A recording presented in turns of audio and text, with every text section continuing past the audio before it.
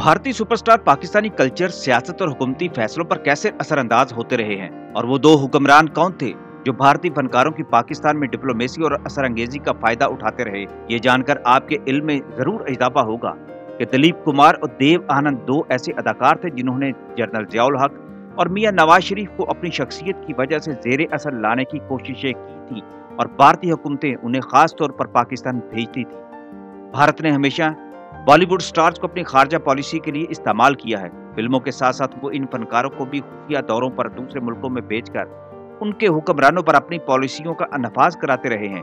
इस मामले में पाकिस्तान बहुत पीछे रह गया।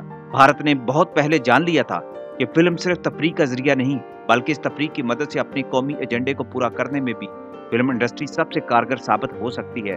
लिहाजा उसने बॉलीवुड पर सरमायाकारी की। पाकिस्तान और अरब मुल्कों को अपने फनकारों की मदद से भारत ने हमेशा इस्तेमाल किया है। भारतीय फिल्मों का पाकिस्तान पर हमेशा गहरा असर रहा है, लेकिन इसके साथ भारतीय सुपरस्टार्स की भी पाकिस्तान में अवाम के साथ साथ हुक्मरान तबका में इंतहाई मकबूलियत रही है। बाज़ पाकिस्तानी हुक्मरान भारतीय फनकारों से मुलाकातों के लिए तरसते भी रहे हैं। उनकी इसी कमजोरी का फायदा उठाकर भारतीय हुकूमत इन फनकारों की मदद से पाकिस्तानी हुक्मरानों पर असरअंदाज भी होती रही है।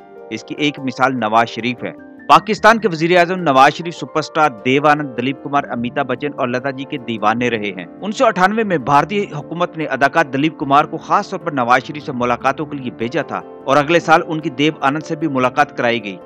देव साहब से नवाज शरीफ की पहली मुलाकात उस वक्त हुई जब अटल बिहारी वाजपेयी फरवरी 1999 में अपने साथ बस में लाहौर लेकर आए थे। नवाज शरीफ और देव आनंद की मुलाकात के पीछे इंतहाई दिलचस्प कहानी बयान की जाती है। ये तो आप जानते हैं कि दिलीप कुमार पेशावर की मट्टी का खमीर थे, तो देव आनंद ने भी शकरगढ़ की मट्टी में जन्म लिया था। ये दोनों फनकार पाकिस्तान से भी शदीद मोहब्बत करते थे। देव आनंद ने तो लाहौर के जीसी कॉलेज से अंग्रेजी अदब की डिग्री हासिल की थी, इसलिए उन पर लाहौर की मोहब्बत हमेशा गालिब रही। लिहाजा जब पाकिस्तान के वजीर आजम नवाज शरीफ ने उस वक्त के भारतीय वजीर आजम से फरमाइश की तो वो देव आनंद से मिलना चाहते हैं, तो पूरा भारत ही क्या, पाकिस्तानी मीडिया भी हैरान रह गया और ये सवाल उठाया गया कि सियासतदानों से ज्यादा फनकार दुश्मन मुल्कों के दरमियान ताल्लुकात बहाल करने में ज्यादा पावरफुल कैसे हो जाते हैं। दिल्ली और लाहौर में बस सर्विस का सफर शुरू करने से पहले भारतीय वजीर आजम वाजपेयी ने नवाज शरीफ से पूछा था कि वो हिंदुस्तान से क्या लाएं, जिस पर नवाज शरीफ ने जवाब दिया कि बस अपने साथ देव आनंद साहब को ले आएं। भारतीय वजीर आजम वाजपेयी के लिए पाकिस्तानी वजीर आजम का यह मुतालबा इंतहाई हैरान कुन था। उनके स्टाफ में दौड़े लग गई कि नवाज शरीफ इस दौरे में देव आनंद को उनके साथ देखना चाहते हैं। वाजपेयी के लोग आधी रात को देव आनंद के घर पहुंच गए और उन्हें बताया कि पाकिस्तान के वजीर आजम नवाज शरीफ उनसे मुलाकात करना चाहते हैं और उन्हें लाहौर आने की दावत दे रहे हैं। अगले रोज उन्हें साथ ले जाने की बात की गई तो देव आनंद ने खुशी से नहाल होते हुए कहा कि वो भी लाहौर को देखने के लिए तरस गए हैं। 55 साल हो गए थे देव आनंद को लाहौर छोड़े हुए। वो 16 फरवरी के दिन बस से लाहौर पहुंचे तो वाघा बॉर्डर पर नवाज शरीफ ने उनका इस्तकबाल किया। देव आनंद के साथ बॉलीवुड स्टार शत्रुघ्न सिन्हा और जावेद अख्तर भी थे, लेकिन नवाज शरीफ ने 1 मिनट तक देव आनंद से जप्फी डाले रखी और कहा, मैंने आपकी सारी फिल्में देख रखी हैं और मेरी सबसे बड़ी तमन्ना थी कि आपसे मुलाकात हो जाए। इस मुलाकात में देव आनंद ने राजनीति के हवाले से नवाज शरीफ को बहुत से मशवरे दिए। देव आनंद खुद भी इंदिरा गांधी के दौर में सियासी पार्टी बना चुके थे।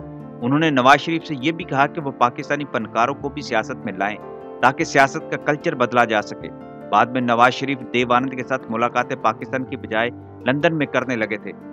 देव आनंद जब भी लंदन जाते तो नवाज शरीफ को इल्म हो जाता तो वो इनसे मिलने चले जाते। देव आनंद के जाती दोस्त भारत के मशहूर स्टॉक मार्केट के माहिर मोहन चूरीवाला कहा करते थे कि पाकिस्तान में देव आनंद से मुलाकात के बाद जब भी देव आनंद लंदन जाते तो नवाज शरीफ भी उनसे मिलने वहां पहुंच जाते थे।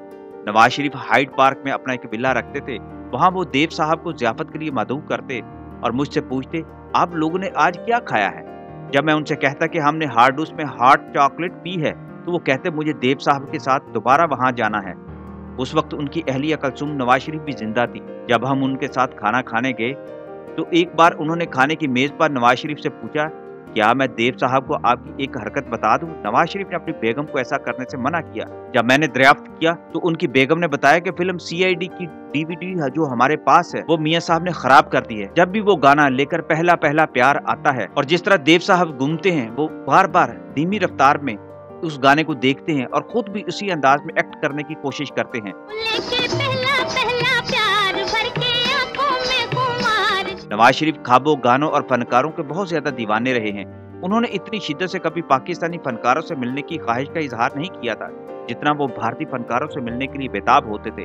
नरेंद्र मोदी जब पहली बार इंडिया के वजीर आजम बने तो नवाज शरीफ को उनकी हल्फ बर्दारी में बुलाया गया, तो उन्हें कहा गया कि वो इस दौरे में कश्मीर और पानी के मसले पर बात नहीं करेंगे, लिहाजा उन्होंने पाकिस्तान की बात न की। अलबत्ता भारतीय अदाकार अमिताभ बच्चन और गुलकारा लता मंगेशकर से मुलाकात की शदीद ख्वाहिश का इजहार किया। नवाज शरीफ ने अमिताभ बच्चन और लता मंगेशकर से मुलाकात की ख्वाहिश का इजहार बताते खुद मारूफ अदाकारा शबाना आजमी से किया था। दिल्ली में एक निजी पार्टी में शबाना आजमी और नवाज शरीफ की मुलाकात कराई गई।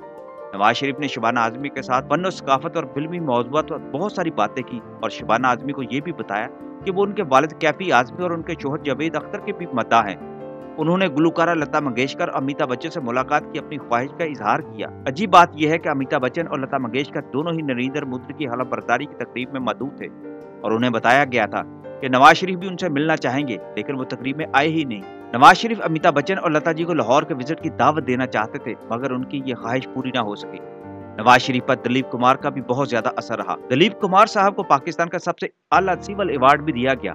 उनकी पाकिस्तान के सियासी मामलात में दिलचस्पी दोनों ममालिक के ताल्लुकात को बेहतर बनाने की कोशिशों के हवाले से साबिक वजीर खारजा खुर्शीद महमूद कसूरी ने लिखा था कि कारगिल जंग के इब्तदाई दिनों में एक रोज वजीर आजम नवाज शरीफ बजरिया फोन अपने भारतीय हम मनसब वजीर आजम अटल बिहारी वाजपेयी से गुफ्तगू कर रहे थे। इस मौका पर वाजपेयी साहब के साथ दिलीप कुमार भी बैठे थे और ये गुफ्तगू सुन रहे थे। अचानक वाजपेयी ने फोन दिलीप कुमार को थमा दिया।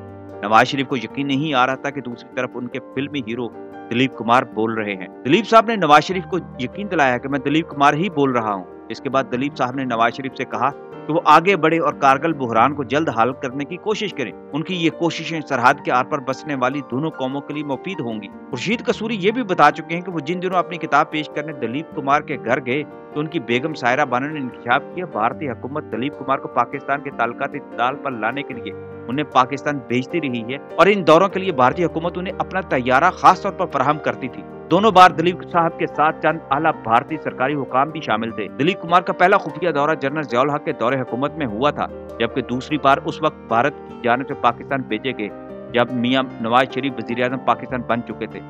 1999 में दिलीप कुमार ने यह दौरा किया था और उन्हें पाकिस्तान की जानिब से सिविल अवार्ड निशाने इम्तियाज पेश किया गया था, जो उस वक्त के सदर पाकिस्तान रफीक तारड़ ने दिलीप कुमार को दिया था। और नवाज शरीफ ने खास तौर पर दिलीप कुमार साहब की बहुत ज्यादा तवाज़ो की।